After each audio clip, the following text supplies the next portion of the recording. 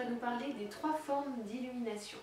On va commencer tout de suite parce que j'aimerais savoir en fait comment on peut définir ce qu'est une illumination. Le mot illumination n'a pas une très bonne presse, il faut dire. À notre époque, on parle souvent des gens qui sont illuminés, qui sont dans le sens de ils sont pas nets, ils sont pas clairs, ils sont... Alors qu'en fait, le mot illumination signifie éclairer, et même plus spécialement complètement éclairé dans un domaine bien particulier. Donc un illuminé, c'est quelqu'un qui a un éclairage quasi parfait sur un des domaines de la vie. Ah d'accord. Et peux-tu nous en dire plus sur la première illumination? Alors la première illumination, on parle aussi de première initiation, donc la première forme d'illumination est appelée illumination psychique. Alors pourquoi elle est appelée illumination psychique? Parce que c'est une période de la vie de l'individu, enfin de la personnalité plus exactement, durant laquelle cette personne commence à capter des informations, commence à voir des choses, à percevoir des choses qui ne dépendent pas du fonctionnement des 5 sens, c'est-à-dire qui ne dépendent pas de la vue, de l'ouïe, de l'odorat, etc. Elle commence à avoir des senteurs, elle va sentir des parfums, elle va sentir des encens, pourquoi pas, elle va voir des lumières, elle va avoir des flashs, elle va avoir une intuition, etc. Voilà. Ça c'est le côté psychique de l'individu, hein. C'est celui qui normalement intéresse le plus les débutants en ésotérisme ou en spiritualité. Donc l'illumination psychique, c'est tout simplement le moment où la personne a une espèce de grosse prise de conscience de ses capacités. D'un seul coup, elle a accès, on va dire, ça peut être quelques secondes, ou ça peut être une minute, ça peut être une heure ou une journée, mais ça dépasse rarement une journée. Pendant un moment, il y a un éclair d'illumination qui se passe dans son esprit, et elle le sait, elle le comprend, elle le voit, elle le perçoit, etc. Et donc, d'un seul coup, elle est connectée au divin, on va dire. Voilà. Ça ne dure pas, mais cette forme d'illumination est comme une espèce d'avant-goût d'une illumination un peu plus importante. On va dire que c'est le premier niveau, c'est celui qui nous marque à vie et qui nous dit « Ah oui, il y a une vie après la mort, ah oui, il existe des êtres dans l'invisible, oui, on peut contacter des gens qui sont de l'autre côté, oui, je peux sortir de mon corps, d'autres le font, je peux le faire aussi, etc. » Voilà, toutes ces choses sur la médiumnité, sur la voyance, etc. Pour un illuminé, ces choses-là deviennent tout à fait monnaie courante, elles deviennent simples. Voilà. D'accord. Et pour la seconde alors? Alors, la seconde illumination, elle est appelée, en psychologie ésotérique, l'illumination spirituelle. Bon, comme son nom l'indique, cette illumination porte surtout sur le fonctionnement de l'esprit, ou plus particulièrement du mental.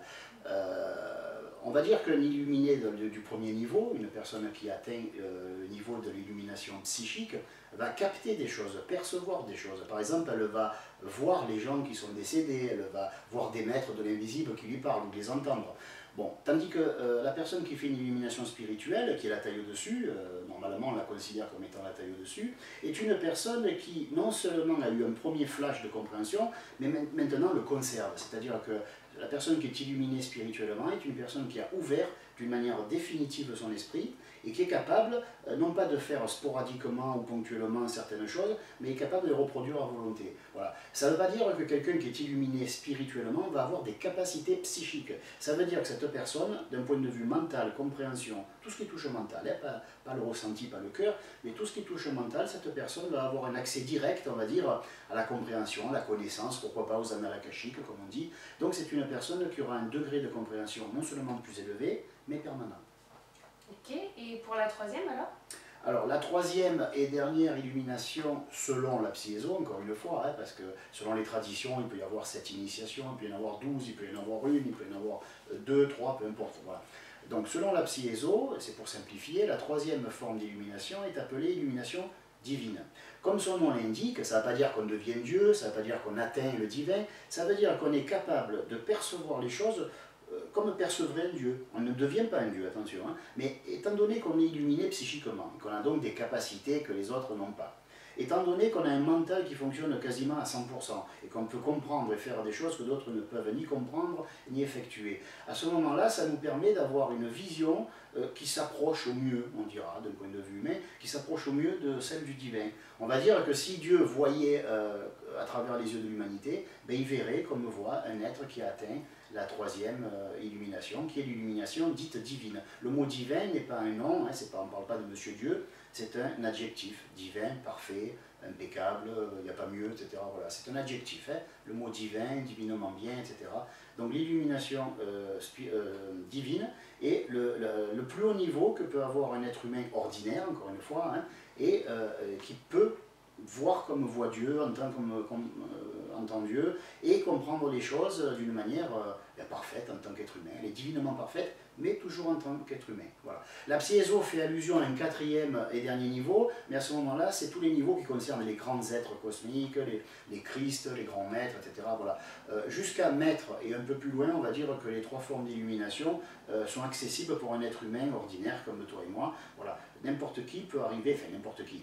Je ne veux pas dire que ça arrivera nécessairement à tout le monde, mais je veux dire par là qu'avec des efforts, avec un petit peu de concentration, avec un petit peu de courage, de volonté, de ténacité, on peut arriver à atteindre les trois formes d'illumination. Et normalement, selon ce qui m'a été dit, on est à une époque charnière de l'humanité durant laquelle il est possible d'atteindre de très hauts niveaux et d'avoir des niveaux qui étaient à peine concevables de l'époque de Jésus, par exemple. Voilà. Ouf, me voilà rassurée. Alors une dernière petite question, est-ce que tu peux nous donner la différence ou alors ce qui s'assimile entre l'initiation et l'illumination? Voilà. Alors, quand nous passons une initiation c'est quoi? C'est quand nous commençons à faire, à être, à observer, à comprendre. Quand nous commençons à faire quelque chose, c'est une initiation. Par exemple, je vais passer mon initiation de vol en hélicoptère. C'est la première fois que je monte dans un hélicoptère. Et donc, pour la première fois, je commence à savoir ce que c'est que de voler en hélicoptère. La première fois où je vais conduire une voiture, c'est une initiation. C'est la première fois où on me donne un volant et où j'apprends à conduire. Voilà. Une initiation, c'est juste, ce n'est pas quelque chose d'extraordinaire, c'est simplement quand on commence vraiment à faire une chose, à être quelqu'un, à occuper un état d'esprit, etc. Voilà, une initiation, c'est le début de, non pas les balbutiements, mais vraiment le début où vraiment, alors les débuts où vraiment je vais me servir de mes capacités psychiques, c'est l'illumination psychique. Le début où je vais vraiment commencer à avoir un mental qui est vraiment éclairé, c'est l'illumination spirituelle. Et quand je vais vraiment me comporter comme un être humain digne de ce nom, un être humain qui est parfaitement lui-même, qui est parfaitement soi, et qui est divine en soi, alors c'est l'illumination divine. Donc la différence entre l'initiation et l'illumination, c'est que l'illumination est un état, qui soit ponctuel ou permanent, tandis que l'initiation est un début. Voilà. D'accord. Alors voilà, cette petite vidéo va s'arrêter. Comme d'habitude, donc si vous avez des questions, n'oubliez pas de nous les envoyer sur novae-atlantis@gmail.com. Merci, à bientôt.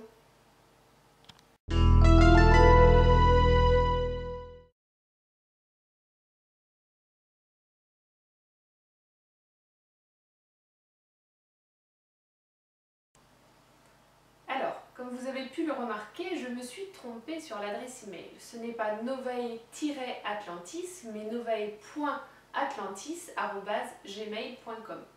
À bientôt.